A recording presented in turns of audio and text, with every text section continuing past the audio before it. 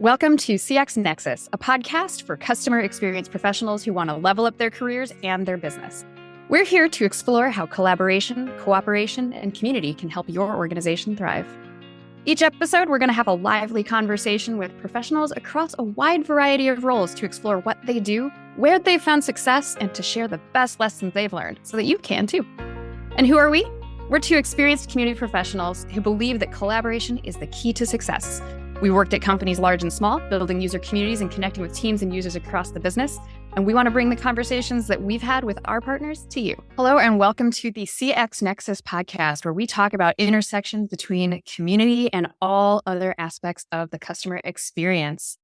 I am one of your co-hosts, Nicole Saunders, here with Chris Detzel. How's it going, Nicole? It's great to see you, Chris. So it sounds like we are going to talk today about how to move the community into more of a sales type of motion. Still doing support, still doing product feedback, still connecting users, but starting to think about how community can potentially become a little bit more of a business driver. Yeah, that's right. And we think about our daily jobs as community leaders. We have to continue to bring value to the business. And the closer to the revenue numbers that you can get, the better. And the better, the more you can prove it, even better. So I think that today we'll talk a little bit about strategy around, it could be net new and how community can help with net new, but also expansion. Because I believe that in a lot of cases, expansion is probably the biggest opportunity. But I also think that we can fit that in the net new. What do you think? Absolutely. So I think this came up because we've both had some shifts in our roles and in our companies, and we've both been asked to think about this. Tell me a little bit about what that has looked like for you and what's driving you to think about this aspect of community. Yeah. And by the way, this, for my role, it's a little bit more than just community, but I still own community. And so I have to figure out how community as a channel can fit into this entire role of what I think of as expansion. So expansion for us is upsell or cross sell. So how does community play in that role? But more importantly, let's go backwards for a bit, and I'll tell you a little story about what we're trying to do, and then we'll go from there. And hopefully that helps. All right, I like story time. Yeah, maybe it's not. Maybe it's just setting the groundwork for this entire conversation and other conversations that we have with not just you and me, but others in the future for our guest. So a little over a year ago, Reltio went and changed kind of their marketing strategy from this, whenever you look for a net new customer, it used to be, hey, if somebody fills out a form, if somebody does something on the website, then you just call them, just one person from one account. Does that make sense? And that strategy, I forgot what they call it, but basically it's dead. It doesn't work for a B2B company and an enterprise company like ours. And we had to make a shift. And the shift that we made it's called ABX, and it's account-based experience, or some people, it's a little different. So basically, if you don't know what ABX is, this view of it's account-based. So if an account, let's say for us would be a prospect, did something on the internet, went to your site and downloaded a document or looked at something and those kinds of things, that counts as, okay, that person from that account did things. But instead of just going after that person, we now set limits, and you can set different limits, but we want 3 people from one account doing something from a prospective standpoint before we go after.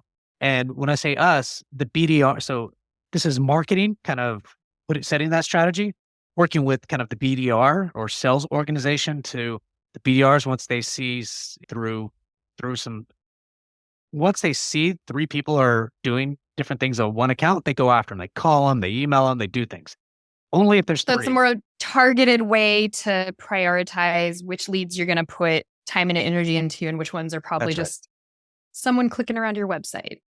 That's right. So that really helps streamline the pipeline. And the goal for them is to move it from one stage to another stage. And then once it's moved to a certain stage, then the AEs go after it. So BDRs do all the stuff within 2 or 3 stages.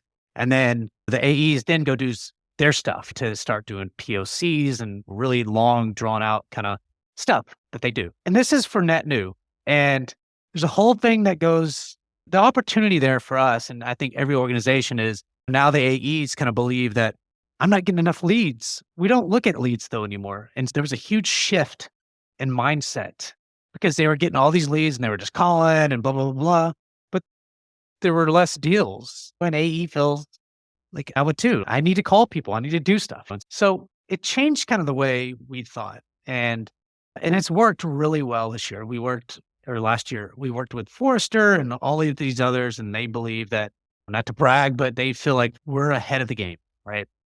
And with that said, the other piece of that over the last 2 years, from a community standpoint, I've been trying to push engagements, interactions, and all of those things that we do into that funnel, right? So when you think of the AVX, when a customer or a user logs into the community, when they post to the community, when they download, we also have documents to download, when they attend a webinar and all those things or show that we do. All that activity now is being pushed into, and it's took a lot of time and effort into this AVX model, right? And so now, as I think about my new role this year from an expansion standpoint, how do we look at that and say, okay, do we look at 3 people that are engaging from one account? Because we could have 10 people from one account on the community doing stuff. And so how do we look at that? How do we implement expansion type stuff opportunities? So whether it's cross-sell or upsell into that ABX model, right? And so that's what I'm doing today. One is figuring out that model. I'm working with our marketing team to really figure that out. So there's more collaboration across the team. Today, I'm also working with the leader of sales that owns the AE aspect of things to get his buy-in, to get our sales kind of operational teams buy-in, because they're all trying to make this work, because ABX is a strategy for the organization that we're using, right? And so how do I get their buy-in? And so part of that is the different stages, the different types of buy-in profiles, and all of that kind of stuff. And so I've been working on that. The model is now there. And now it's really just trying to say, how do we move that forward from an ABX standpoint to now say community is helping in that way and getting people's buy-in. So I don't know. Does that make sense so far? It does. I'm curious how you feel about that shift, because historically, communities are pretty like, we try to not sell. We're not here to be held to Sure. sales numbers. We're here to connect people and build authentic relationships. And I think you can do both. I think that there's a way that you can still maintain authentic connections and also support those sales motions in the business. But it is a tricky needle to thread. It is a tough balance. So how are you thinking about that? And how are you approaching that to make sure that your community is really staying engaged and feeling good about this? I'm not changing anything that I do from a conversation standpoint with my community. When I get on shows, I'm doing the same stuff. All I'm trying to do is think a little smarter about maybe the webinars that I'm doing, right? So if I'm doing a webinar and, for example, how does that relate? So if I do a webinar, like last week before I forget, I did a webinar around, we have this new product is called Velocity Packs for pharma companies. And so this Velocity Packs has all this stuff in it that's going to help life science customers. And so my thought around that is, and there's a lot of things I can go deeper into that. And pharma is one of our big opportunities, right? And so from a cross sell or whatever. So my thought was, how do I present more of that and then the value of that and make sure that our customers are still getting value out of some of that, but also the organization, because the way I've always felt about, not always, probably the last 2 years, maybe 3, the way I feel about community is that's your job, is to connect people and make them feel special. And that's just your job. That's what we have to do as community leaders, community professionals on a daily basis. But if you're not connecting the business outcomes, whether it's sales or case deflection or I don't know, whatever, product adoption, any of those things, if you're not going to those higher level outcomes, you're going to lose anyways. So I just think it's a must. We are a channel that that there are many channels to a business. And so we have to show that we're providing value just as much as anybody else. So I see it as a must, to be honest. And sometimes that might not be enough. You know what I mean? Yeah, no, it's true. I think it's definitely smart to think of ourselves as a channel, and where maybe in the past we've seen community programs be underfunded or undervalued, it's because we weren't doing a good enough job of connecting them into those business metrics that at the end of the day are really the thing that drive the business forward. And that's not to downplay the value of all of those other things that communities do. But I'm with you. I think it's really important to connect it into true business metrics and make sure that we are making the most of all of those people that we are talking to and connecting with. Yeah, for sure. And you and I have talked about this before, is how we have to work cross-functionally. And Mhm. we think, look, I've always thought I've worked functionally really well. I don't know. I look back and I think, okay, yeah, I got people from different organizations to do certain things. And I think that's just what we do. But to truly work cross-functionally, in my opinion, I've been thinking about this a lot lately, is to really bring people together internally to say, we are gonna accomplish this thing together. It's not just community, but think about the customer success organization. They're doing a lot of stuff already with our customers. What is it that they can do to help drive that expansion piece, right? Community can help drive that expansion piece with all the things that I just mentioned. But CS has a role. AEs have that relationship sometimes with those customers. You have renewal reps that have those uh, relationships with those customers. And there's a lot of people that have those relationships. And there's a lot of things and tactics and things that they can drive that you don't have to drive. You drive your stuff, they drive theirs. But how do you do it in such a unified way? And I think that's what I'm trying to get at, is how do we drive adoption and expansion together?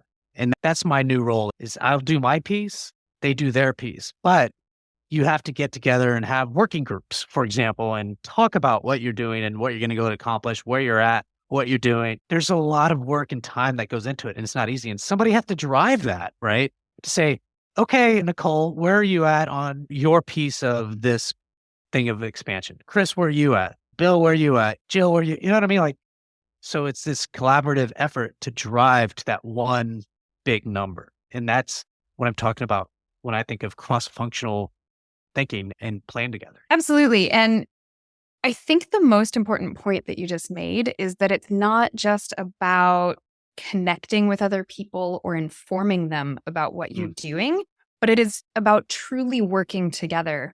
I know for a long time, we had a motion where we'd have regular meetings with other teams and we'd figure out, okay, what webinars are we doing in the community? And what webinars are the regional teams doing? And what webinars is the global team doing? And we would all cross promote them, but we weren't truly being cross-functional in that we were all going off, planning our schedules, and then coming back and comparing calendars, and sometimes finding that we were hosting really similar webinars within a few weeks of each other, or the same speaker was making the rounds to all of our events, and it was really redundant and not like the best way to operate. And so I kept pushing for, hey, I think we need to all plan our schedules together. We need to sit in a room, look at the themes we all want to cover, and figure out which of our teams is the best to cover a given topic. And then it's all much more coordinated, and it's not this, just like I said, informing each other. And that's what working cross-functionally truly looks and truly means. And it can take a while to get to that point. We had a couple of years of these regular update meetings before we were like, we're still not quite getting where we need to be. How do we shift that? Something that I'm learning, and I think that, so I've been in the marketing team for a couple of years now. And so that's my first time to be in marketing. It takes a while to learn for me. You're doing your stuff. But one of the things that I think about as a unified kind of thing is a campaign, for example. So campaign, what is a campaign to me from a marketing standpoint is you create a focus on an area. Let's say you have a new product and this new product's coming out. The way that I think about it in working unified is, all right, marketing comes out with a homepage or a page that is about this new product. We get a bunch of emails together. Maybe we'll do a webinar on that topic. Maybe there's some PowerPoints and things like that the PMMs are making for the sales organization. Maybe the sales organization now is going to go out and talk about these pages and talk about this webinar that's coming out and talk about, and then the CSMs are doing the same with their current customers. And so there's this, and we're talking about it on community. Like I do webinars on community. And so that would be one. So how do we help drive people to that overall overarching campaign? Like instead of, hey, I'm going to do a webinar on this. And then a month later, oh, we're going to come out with this page. And another month later, oh, here's some PowerPoints. You know what I mean? Like that happens in product Yeah. organizations a lot. And what we're trying to get to is this collaborative way. And we do pretty good. Our PMM team makes a lot of really good content, but that's what we're trying to get to is how do we think about that in the big, and it's not easy because we all have our day to day. I have to create the webinar. I have to find a speaker. I have to do a lot of stuff. And you got to worry about, does this speaker speak over at this conference or can this customer do this thing because the customer marketing person's doing all this. So there's a lot of things to keep in mind. And sometimes it feels like it's getting more political than ever. But when you work in a collaborative and cross-functional way and doing those unified things, it's so much better. And you get a lot more done. And it's way better to do that in a unified way than just do it one-off because it's just not going to work one-off. Oh, 100%. Then you can also share resources. Yeah. You get ideas and experiences from people that have really worked in different parts of the business. And I think all of that makes things better. Getting back to our original topic, how we're pivoting community into kind of the sales realm, in a similar fashion, my team and I have been tasked with doing some of that now as well. We started, of course, in the support org. We moved over to the marketing org. We were on the communications team for a while. And now we're part of a newer business unit that is really focused on the online business and how we are driving sort of self-service sales conversions through the website. And then my team is really the first sort of post-sales part of that to say, once somebody's purchased online, how are we then enabling them and onboarding them and getting them to adopt different features and supporting them in a self-service model, not calling an agent, not having a dedicated success manager, but really being able to lean on the community to do all of those pieces. And so we're looking at how we fit into that whole funnel too. We're a little bit less focused on new business, but we're very focused on expansion, right? Because the idea is that we are enabling people, we're helping them understand the ways they can use the tools, and that will naturally develop into growth of that account. And so this is still a pretty new thing for us. This is just as of a few weeks ago, but we're starting to look at what kind of retooling do we need to do, similar to you, on the back end and through our operations, and how do we need to be working cross-functionally with our new team to make sure that we're supporting their efforts. And it's really interesting. The team that we're on is actually a very cross-functional team. There are product managers, there are some engineers, there are some salespeople, there's some marketing people, there's a whole operations team. And so we're really looking at like, how do we plug into all of these parts of the business when for years we've been our own little island, just floating around doing our thing. And I think it's going to be interesting. So you're further down the road with all of this than I am as far as shifting to this motion. So I look forward to sharing ideas and learning from you. We'll have to check back in a few months and see how we're doing. But it is really interesting and exciting. And I know that my team has had a lot of those conversations of how do we maintain the authenticity of the community and the things that are great about it, while also starting to open ourselves up to a different kind of focus and a different set of goals for the business. And I think that for you as a leader, some of that stuff is for you to worry about, right? Like you just tell your folks, hey, look, you're just going to do some of the similar things that you're going to do. Now, maybe some projects that are going to come up here in the future, you'll be part of. Probably smart to get them engaged because I'm not telling you what to do. But all I'm saying is just thinking about like how they're going to get exposed to this is doing as bleak. Because I don't think a lot of the stuff changes per se, but their thinking changes a little bit.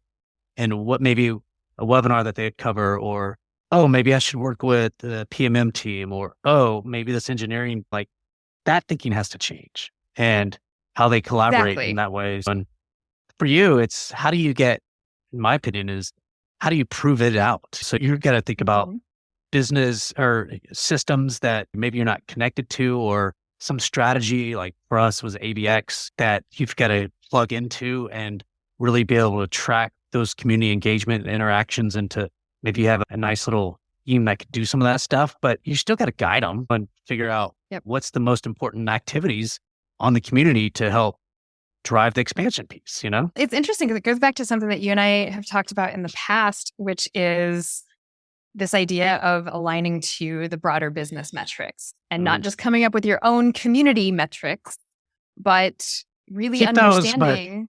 that's not, Yeah, keep them. But you also have to understand, what are the attribution models that your marketing teams Yeah. use? What are the metrics and formulas and processes that your sales teams use? And how can you apply those to what you're doing in the community? And I think the operations manager in our team recently got a promotion, which is awesome. I'm so thrilled for her.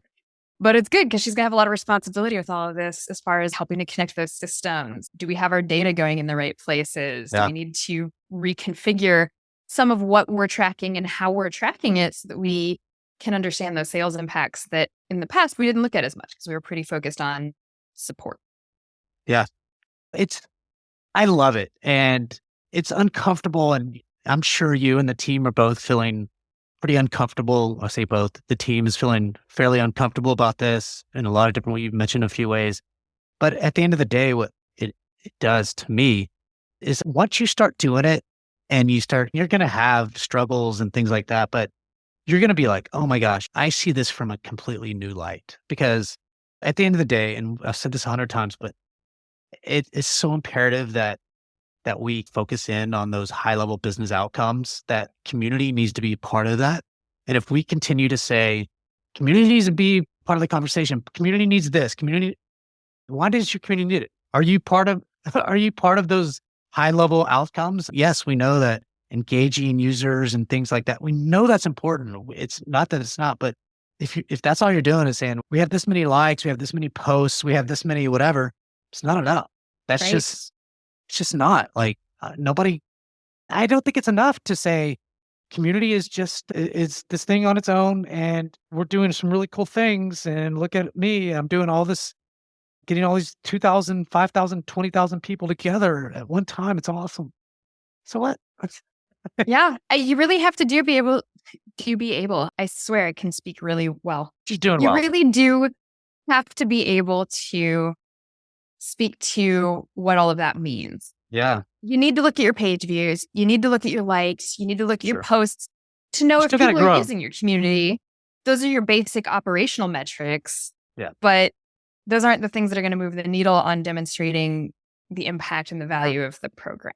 And so you have to know how the community is actually impacting customer retention, longevity, deal sizes, customer satisfaction, lifetime value, all of these things that I think in the past, a lot of community managers have been like, oh, that's not my space. That's for the sales teams. And nope, in the world that we are in the economy that we are in, we all need to be making sure that we understand how sales and marketing work and that we're connecting that in. And that's part of the reason that you and I started this whole podcast, is to help everybody learn these skills and understand what are the different parts of the business. How should I interplay with them? What can I learn from them and apply to my community program? And so as we go forward for our listeners, we're going to be bringing on guests from all sorts of different parts of the business and everything that's focused on customer experience, that we can learn from these folks and really make sure we're getting that deep understanding of how other parts of the business function and talking about how communities can start to be part of all of that. And so I look forward to really exploring those things further.